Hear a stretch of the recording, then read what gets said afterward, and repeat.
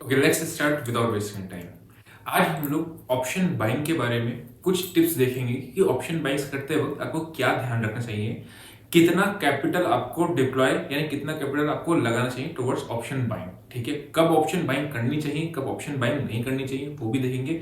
Stop loss trading करनी है या नहीं करनी है उसको भी देखेंगे। ठीक है, नाउ अब ये मैं वीडियो क्यों बना रहा हूँ ऑप्शन बाइंग से रिलेटेड, बिकॉज मैं एक प्रोग्राम स्टार्ट करने वाला हूँ ऑप्शन बाइंग के ऊपर, उसको मैं बाद में डिस्कस करता हूँ। पहले हम लोग देखते हैं कि कितना कैपिटल लगता है। ठीक है, विद एग्जांपल। एक चीज और है, जो भी चीज यहाँ पे मैं बताने वाला हूँ that all comes by experience. अगर आपको इसमें वो बुकिश लैंग्वेज या थेरेटिकल लैंग्वेज चाहिए तो फिर आपको वीडियो यूट्यूब पे बहुत सारी मिल जाएंगी। यहाँ जो भी चीजें बताऊंगा मैं आपको एक्सपीरियंस के साथ बताऊंगा। सबसे पहले आपको क्या चाहिए, कैपिटल कितना है। ठीक, लेट से आपके पास 1 लाख रुपीज का कैपिटल है। ठीक है, इस 1 लाख कैपिटल में आपने कितने अमाउंट का ऑप्शन बाइंग करना चाहिए? 10% से ज्यादा नहीं। मतलब किसी भी कंडीशन में आपको 10,000 रुपए से ज्यादा के ऑप्शन बाइंग नहीं करने हैं। ठीक है, कुछ बोनस टिप्स भी मैं आगे आपको दूंगा। अभी फिलहाल मैं अभी यहां से आपको इतना करता हूं। ठीक है, 10,000 रुपए से ज्यादा का नहीं करना। अब इसको किस तरीके से पोजिशन साइजिंग को कैलकुलेट करना है वो देखना है। लेट्स से मैंने आपसे कहा निफ्टी का कॉल बाय करो 100 रुपए पे। ठीक है, आपका एसएल है इसमें 90 रुपीज का, 88 रुपीज है, 85 का मान लो। ठीक है, 90 रुपीज का मान लेते हैं फॉर इजी कैलकुलेशन। टारगेट है आपका 120 का, ये आपका है। अब इसमें कैलकुलेशन कैसे करी? मैंने कहा आपसे 10,000 से ज्यादा के ऑप्शंस बाइंग नहीं करनी है, तो 10,000 रुपए को डिवाइड कर दो 100 से, जितने का ऑप्शन प्राइस है। ठीक है, कितना आया इसमें? 100 क्वांटिटी, यानी कि 2 लॉट्स। बस, इससे ज्यादा आपको बाय नहीं करना है किसी भी कंडीशन में। ठीक है, तो यानी कि आपको कैसे पता चला हो कि आप कितनी क्वांटिटी खरीदनी है? जो भी कैपिटल है उसका 10% ज्यादा आपको ऑप्शंस नहीं खरीदने हैं, और उसमें से आपको जितनी भी, जब मैं आपको बोलूंगा हाफ क्वांटिटी, दैट मींस आपको 1 लॉट लेना है। अब यहाँ पे आपको दिक्कत क्यों आती है, ऐसा मैं क्यों कह रहा हूँ, उसका एक रीजन है। मैं ऑप्शन सेलिंग ज्यादा करता हूँ, ऑप्शन बाइंग कम करता हूँ। ठीक है, क्यों करता हूं, ऐसा क्यों होता है? Because risk management option buyers का सबसे बड़ा दुश्मन होता है। ठीक है, वो रिस्क मैनेजमेंट हो ही नहीं पाता है अगर आपको ये रूल बेस नहीं करोगे। क्यों? क्योंकि आपको पता है कि 1 लॉट को ऑप्शन को निफ्टी की सेल करने के तकरीबन 1,10,000 रुपीज चाहिए। इसी एग्जांपल में देखिए, मैंने 100 रुपए का इसको सेल किया।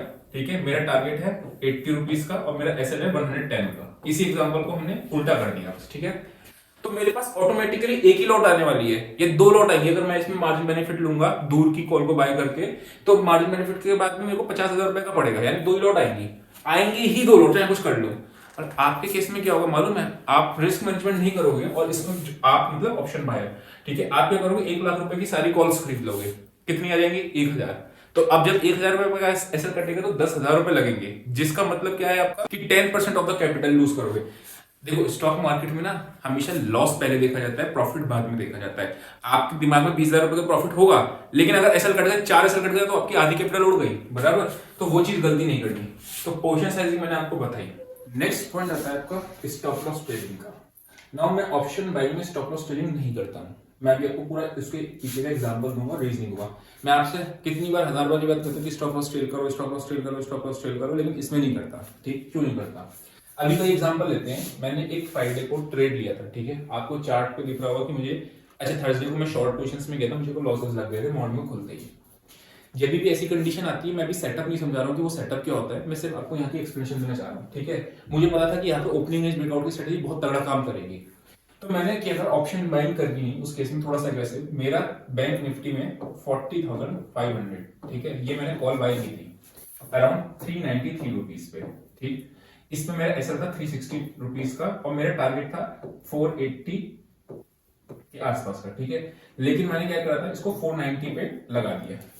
कुछ कंडीशंस थी कि मेरे पास नेटवर्क इशू था, वो सब चीजें भी डिस्कस नहीं कर रहा हूं, तो मैंने इसको टारगेट एसएल को प्री डिफाइन करके सिस्टम में ही डाल दिया था। ठीक है, कि अगर एसएल कटेगा तो कट जाएगा और ये कट जाएगा तो ये जाएगा। ठीक, अब क्या हुआ इसमें, ये 503 पे तकरीबन मैं इसमें एग्जिट हुआ था। ठीक है, और ये ऑप्शन का प्राइस 850 के आसपास गया था, आई थिंक। मतलब कितना ज्यादा, आपको 30 पॉइंट्स के रिस्क पे मोर देन 1:12 इतना मिल जाता। ठीक है, लेकिन और इसमें क्या होता है, एक जनरली हमारी ह्यूमन टेंडेंसी होती है, हमको बहुत खराब लगता है, बहुत बुरा लगता है कि यहां से ये ऑप्शन 850 प्लस गया, करेक्ट। आपको भी लगेगा कि यार मैंने 30 रुपए का ऐसा था 1:12 1:13 का रिस्क रिवॉर्ड फेवरेट मिस कर दिया। करेक्ट, मेरे को नहीं लगता और ऐसा लगना भी नहीं चाहिए, बिकॉज मुझे पता है कि ये मूव रोज रोज नहीं आते, है ना। जो आपका निफ्टी बैंक निफ्टी इतना भागा है वो इतना रोज रोज नहीं भागता है, तो उतना भी हमारे लिए मोर देन सफिशिएंट था। अब ऐसे क्यों ट्रेड नहीं करते, अब दो बोनस टिप्स आती हैं, ठीक है। बोनस टिप नंबर 1 क्या है आपकी, कि ऐसा ट्रेड नहीं करना, अवॉइड करना है। उसका रीजन क्या है, इमेजिन करो मार्केट यहां से आपका इस तरीके से ऊपर जाती है, ऑप्शन बायर पैसा तब कमाता है जब ऑप्शन सेलर लूज करता है, ठीक है। यानी ब्रेकआउट और ब्रेक डाउन पे ही ऑप्शन बायर सेलर को मजा आता है, ठीक है। यानी ब्रेकआउट और ब्रेक डाउन पे ही ऑप्शन बायर को मजा आएगा, बीच के दौरान तो ऑप्शन सेलर का टाइम होता है। अब होता क्या है, लेट्स से ये आपकी एक रेजिस्टेंस पॉइंट था, ठीक है। ये आपकी एक रेजिस्टेंस पॉइंट था, आपने ऑप्शन बाय किया यहाँ पे, ठीक है, कॉल को बाय किया। एग्जांपल लेते हैं, क्या होता है, जैसे ही ना एक सडन स्पाइक आता है, मूवमेंट तेजी से आता है, तो आईवीज बढ़ती है, यानी कि इंप्लॉयड वॉलेटिलिटी बढ़ती है। लेट्स से आईवीज बढ़ गई और मार्केट एकदम से आया। अब कॉल का प्राइस आपने 390 रुपीज का जो कॉल था, 390 रुपीज का कॉल था, वो सडनली 440 हो गया, ठीक है। बैंक निफ्टी की बात कर लेता हूं अभी, तो सडनली 450 हो गया। अब क्या होता है इस केस में, आप ये आईवी शूट करें, लेट्स से 40,500 से बैंक निफ्टी मूव होके 40,600 पे आ गई, ठीक है, एकदम तेजी से, ठीक। अब ये ऑब्वियसली बात है कि वन साइड नहीं भागता मार्केट। अब ये जैसे नीचे आएगी, ये आ जाएगी कि 580 के आसपास, उसके बाद जब वापस से 600 जाएगी ना, तो इसका प्राइस 440 ना होकर 430 के आसपास होगा, ठीक है। और अगर ये यहां से मार्केट लौट के नीचे थोड़ी सी ज्यादा आ गई, आपकी कॉस्ट पे भी आ गई, वापस से जब उस रेट पे जाएगा, तो ये आपको ये बेनिफिट नहीं मिलेगा 440 वाला। क्यों नहीं मिलेगा, क्योंकि उस टाइम पे आईवीज आपकी ठंडी हो चुकी होगी। जब आईवी सडनली स्पाइक होती है, तो आपको ऑप्शन बायर को फायदा मिलता है। अब इस कंडीशन का सॉल्यूशन क्या है, यही सॉल्यूशन मैं आपको हाफ सेल जो मैं बता रहा हूँ ना, ऑप्शन प्रोग्राम वाला बाइंग वाला जो है, उसी में आपको half quantity book, half quantity, इस तरीके से आपको करके करना है। पैसा कमाना is not a big issue, मैं ऑप्शन बाइंग में बताता हूँ कि पैसा बनता है, ठीक है, हम बनाएंगे, अब टेंशन ना लो। लेकिन प्रॉब्लम कहां पे आती है, इसमें हेल्थ इश्यूज बहुत आते हैं, ठीक है। मैंने आपको पता होगा, अगर आप मुझे पुराने टाइम से फॉलो कर रहे हो, मैंने स्कैल्पिंग भी इसलिए ही छोड़ी थी क्योंकि मेरे को हेल्थ इश्यूज आने लगे थे, ठीक है। ऑप्शन बाइंग हर समय नहीं होती है, आप कुछ एक पर्टिकुलर टाइम पे ही होती है, करेक्ट। अगर मैं अभी 1 महीने को उसको ट्रायल पे चलाऊंगा, अगर मेरे को हेल्थ इश्यूज दोबारा से आएंगे, तो मैं इसको फिर से क्लोज कर दूंगा। अभी फिलहाल इस पे वापस आते हैं, तो क्या होगा, आपने इसमें करना क्या है, इस कंडीशन में आपने यहाँ पे 440 पे हाफ क्वांटिटी का प्रॉफिट बुक कर देना है, ठीक है। हाफ क्वांटिटी मतलब 2 लॉट ली थी ना, 1 लॉट को आपको बुक कर देना है, 1 लॉट को रखे रहना ताकि स्टॉप लॉस ट्रेडिंग हो जाए। स्टॉप लॉस ट्रेडिंग हमेशा तभी होती है जब आप बिग मूव एक्सपेक्ट कर रहे हो, ठीक है। इस केस में, ऑप्शन बाइंग के केस में, अगर आप 200 पॉइंट का मूव बैंक निफ्टी में कर रहे हो, तो आपके लिए ट्रेलिंग बेनिफिट नहीं होगी, क्योंकि वो जब 150-200 पॉइंट झटके में भागेगी, तभी आपके आईवी भागेंगे, शूट करेंगे और आपको प्रॉफिट मिलेगा। तो इन शॉर्ट क्रक्स में क्या निकालूं कि स्टॉप लॉस ट्रेडिंग को अवॉइड करो, हाफ क्वांटिटी को बुक करते हुए चलो प्रॉफिट को। मैं ऑप्शन सेलिंग में स्टॉप लॉस ट्रेडिंग ज्यादा करता हूं, ठीक है।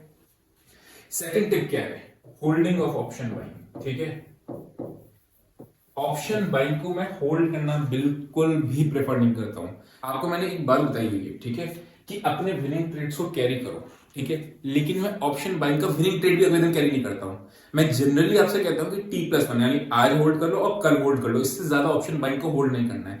लेकिन मैं पर्सनली ऑप्शन बाइंग को अगले दिन के लिए भी होल्ड नहीं करता, चाहे मैं विनिंग ट्रेड में क्यों ना हूं।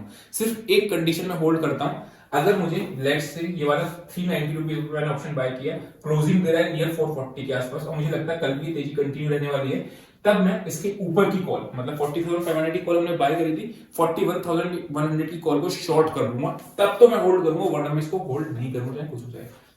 क्या मतलब क्या हुआ, होल्डिंग आपको नहीं करनी, ऑप्शन बाइंग की होल्डिंग नहीं करनी, मतलब कैरी करके नहीं लेके जाना है, ठीक है। अगले दिन 2-4 दिन 5 दिन मैं पर्सनली कभी भी एक मतलब सेम डे से ज्यादा ऑप्शन बाइंग को होल्ड नहीं करता। ऑप्शन सेलिंग होल्ड कर देता हूँ हेज के साथ, लेकिन ऑप्शन बाइंग नहीं करता, बिकॉज अगर मार्केट साइडवेज भी खुलेगा तो भी मेरा ये प्रीमियम दिक्कत हो जाएगी, करेक्ट। नाउ जो तीसरा पॉइंट आता है हमारा, वो तीसरा पॉइंट होता है स्ट्राइक प्राइस का सिलेक्शन, ठीक है। थर्ड पॉइंट आता है ऑप्शन बाइंग की। याद रखना ये पूरी ही सेशन आपका ऑप्शन बाइंग के ऊपर चल रहा है, ऑप्शन सेलिंग की मैं भी बात ही नहीं कर रहा। ये है आपका स्ट्राइक प्राइस सिलेक्शन, ठीक है। स्ट्राइक प्राइस कौन सा सेलेक्ट किया जाए, ओटीएम और फार ओटीएम तो किसी भी कंडीशन में सेलेक्ट करना ही नहीं है, ये तो इसको तो हटा ही दो, ठीक है। वो आपको एक वीडियो मिल जाएगी, उस वीडियो में आप देख भी लेना, डेल्टा वाली जो वीडियो है, ठीक है। क्या होता है बेसिकली, फार ओटीएम आपके बढ़ते ही नहीं है, मतलब बहुत बहुत रेयर केसेस में, और इसकी प्रोबेबिलिटी जीरो होने की बहुत ज्यादा होती है। तो हमें फार ओटीएम तो बाय करना ही नहीं, इसको तो इग्नोर ही कर देना है। ओटीएम भी हम लोग तब बाय करेंगे जब अपने को एक बड़ा ब्रेकआउट या ब्रेकडाउन का सिनेरियो दिखेगा तब। एटीएम भी मैं जनरली उतना प्रेफर नहीं करता हूं बाय करने को। मैं प्रेफर करता हूं बाय करने को अगर 17,650 चल रही है मार्केट और यहां से मुझे लगता है 700 जाने वाला है, तो मैं क्या करूंगा, इस 650 पे 600 की कॉल को बाय करूंगा, ठीक है।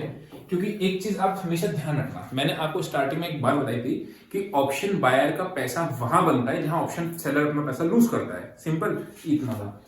650 वाले पे ऑप्शन राइट जिसने किया वो, उसको उतना डर नहीं लगेगा अगर मार्केट 650 से 680 पे जाएगी। क्यों? बिकॉज 30 पॉइंट मूव पर उसने प्रीमियम 80-90-100 रुपए कलेक्ट किया हुआ है।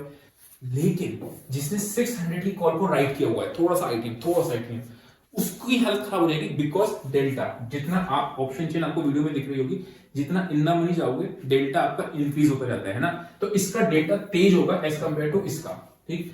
तो ये वाला एकदम तेजी से स्पाइक दिखाएगा और उसी स्पाइक में हम लोग स्कैल्पिंग कर ले या फिर अपना प्रॉफिट बुक करके निकाल देंगे, ठीक।